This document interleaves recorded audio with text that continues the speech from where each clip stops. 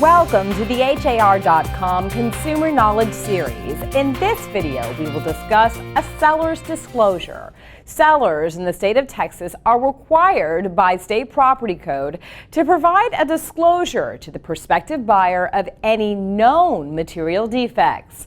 State law dictates that the seller of a residence is required to provide the buyer with a complete and accurate disclosure of the condition of the property.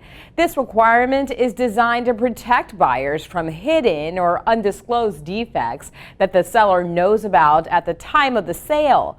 State law goes so far as to make it possible for the buyer to make the seller take back the home if the seller does not provide a disclosure.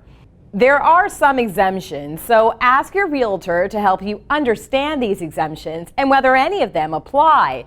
The Texas Association of Realtors provides a form that your realtor will have available. Disclosures must be taken seriously. The single most common source of lawsuits is the lack of a properly completed seller's disclosure. Lawsuits typically arise out of disputes between the buyer and seller over what level of information the seller had about the property at the time of the sale.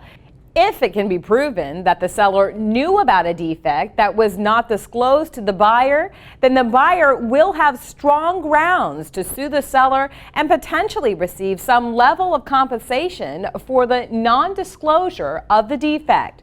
The only positive proof that the buyer has been fully informed is to have a copy of the seller's disclosure that's been countersigned by the buyer with initials on all the pages. This indicates that the buyer has had a full opportunity to review the disclosure of known defects.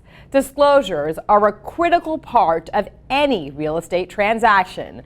So now you know something about the seller's disclosure in Texas. But remember that a realtor is always the best source of information for all your real estate needs.